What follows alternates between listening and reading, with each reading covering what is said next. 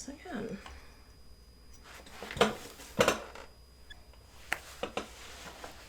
Your girl's got a set. I was in an interview earlier. Oh my god.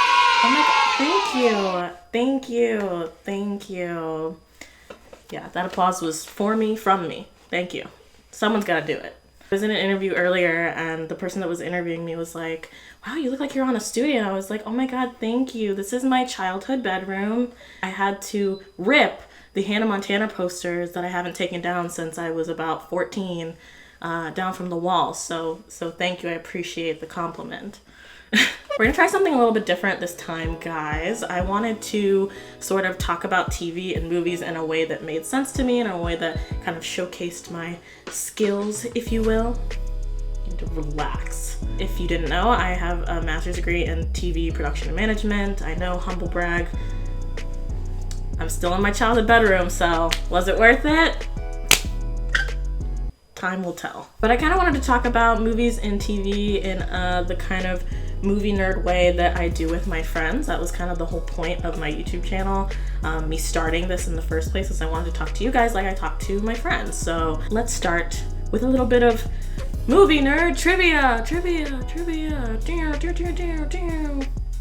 Let's talk Malcolm and Marie. So Malcolm and Marie is a Netflix film that was shot completely over 14 days with a skeleton crew. Now, a skeleton crew means that only about 22 people worked on the production of the video outside of Zendaya and John David Washington, who are the stars of the film. Now, this movie was created by Sam Levinson, who you might recognize from Euphoria. He's the creator of that show, and is co-produced, co-created, and co-financed, okay girl, get your coin, by the incomparable Zendaya, right off the heels of her Emmy win. She is the youngest person ever to win Best Actress in a Drama, I believe it was, for her role on Euphoria. And of course, most people know her from Euphoria, Spider-Man Homecoming, Spider-Man Far From Home, and the newest Spider-Man film that's yet to be released, as well as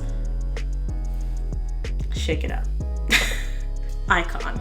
Now, what was really exciting to me in my sort of research into this film to know is that Zendaya actually kind of leveraged her power as a financier of this movie to make it so that the crew who worked on this movie over the course of the 14 days that they filmed it could get paid for their work on the film and then get another payday once it is sold to whatever company, in this case Netflix, when it premiered at TIFF. I'm not gonna ask you again. I'm sure that's something that was really appreciated, especially since this is a lot of the same crew that worked on Euphoria and basically had to scrap everything once the pandemic hit. The other half of this movie is John David Washington, who is best known for, of course, Tenet. He was also in BlacKkKlansman, which was one of my favorite movies of the past couple years. Now, as far as my review for the film, I really liked it. I think it's gonna get a lot of comparison to Marriage Story because the movie has a lot to do with a kind of struggling couple who is kind of at their wits' end with each other, and a lot of it is just them fighting. I think the writing really shines in a way here because something that I think Sam Levinson is really great at is writing monologues, ruminating about life. So there's a lot of really long swaths of one character or the other character sort of talking to each other as if they're like giving like a TED Talk. Now, depending on your opinion on that kind of rant-like speech, you might like the movie more or less than other people. I thought it was fine, with the exception of a couple of times where Malcolm or Marie would say words like, hold on, solipsistic. You're so solipsistic. Now, keep in mind, I'm not a dummy, like I know a lot of words, but that's not the kind of language that I would use if I was fighting with my spouse. But other than a couple of moments where I was like, I don't think people really talk like that, I actually think the writing was really good. There are also a couple of really good silent moments. Like there's a moment about halfway through the movie where they're sort of calmed down from a lot of their fighting and they're sitting outside. Zendaya's like smoking a cigarette and they're listening to Get Rid of Him by the Twitter queen herself, Dionne Warwick. And the scene goes on for quite a while and they're not saying anything, but if you actually dig into the lyrics of that song, she's basically subtweeting him right in front of him. The reason why I compare it to Marriage Story is because many times throughout watching the movie, I started sort of coming out of it because I sort of thought it felt like Sam Levinson kind of went into his meetings with Zendaya and was like, hey, like what if we make Marriage Story, but it's just fights? But I think maybe because of sort of the claustrophobic nature of them being in just one place and sort of walking all around this really nice house in LA, you felt trapped in a way that I think could have been done maybe a little bit better. I think that also made the pacing a little bit off, because there were a lot of moments where they'd be fighting, and then they would sort of peter off, and then they'd be fighting, and then peter off again. Maybe that's the nature of domestic disputes, I wouldn't know. But I think usually in domestic dispute kind of situations and movies, it usually comes from like a very sort of calm place, and then it goes up and up and up and up, and there's more tension, and then it sort of ends with a big blowout fight. They do that in like the first couple minutes of the movie where, and this isn't a spoiler because it's in the trailers, Zendaya and John David Washington are coming home from his movie premiere, and he forgot to thank her. And obviously she's pissed off about this, but she doesn't really say it. It's clear like she doesn't necessarily want to fight in that moment, and so she's like making him mac and cheese, and it's the most like passive aggressive cooking I've ever seen in my life. And basically he's asking her over and over and over again, Marie, talk to me. Hey, Marie. And it's supposed to be obnoxious, and it's supposed to kind of bubble up into something, and it does, but it doesn't quite stop until the last 2 or 3 minutes of the movie. I will say the transition between the fights was actually quite well done, because there are a lot of moments, I'm sure if you've ever seen a fight play out in front of you, whether it's a best friend of yours, a sibling, a parent, they will say that one thing that you know is going to get under the other person's skin, and you sort of go, oh, you gonna let him say that? Are you gonna let him walk away?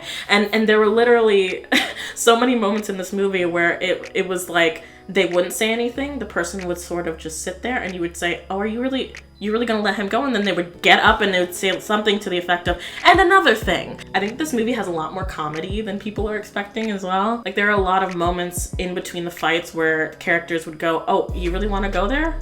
Oh, you want to hurt me? Because I could hurt you way worse. As far as the directing and cinematography of everything, I think it was really well done, especially for the limited space that they had. This movie, as you can tell by the trailers, is shot in black and white. Besides the fact that the movie looks really pretty in black and white, they also wanted to do that to sort of acknowledge the fact that these are two black actors acting in a film that is in black and white, to sort of pay tribute to the fact that a lot of black and brown actors were sort of excluded from a lot of the black and white movies that are considered classics nowadays. Something I also noticed within the first 10 minutes of the movie is really the first sort of 10 minutes are shot completely from outside. So John and Zendaya Malcolm and Marie come in the door, and Malcolm is sort of on a high about how great the audience received his movie, and he's so excited, and Marie is sort of over to the side making him his mac and cheese, and is so sort of blank-faced and removed from whatever conversation he's having with himself. And she sort of goes out to have a cigarette, and that's the first time you sort of notice, oh, like the camera's been outside of the house this entire time, and then the minute that the first argument kind of starts, then you're inside the house. I thought that was a good touch as well. Onto the acting. Zendaya and John David acted out this movie. They really did. They really did. I mean, Zendaya's already been getting a lot of Critics' Choice Award noms, and I'm sure she's gonna get many, many more. I thought John David did an incredible job as well, but Zendaya has to cry a couple of different times throughout this film, which again, I believe this movie is supposed to take over the course of about 24 hours, maybe not even. And so she's had to cry a couple of different times, and I think the beauty in this is that she cries in a couple of different ways. The first time she cries, it's out of the fact that she is angry and frustrated at this man for not understanding why something that he did hurt her. The second time is out of, I think, just sadness and disappointment. And the third time, again, through the last act of the movie, is through what feels like catharsis. I don't know if so I'm a Cancer, and that basically means that I'm soft. You know what I mean? Like I cry when I'm happy, I cry when I'm sad, I cry when I'm frustrated, I cry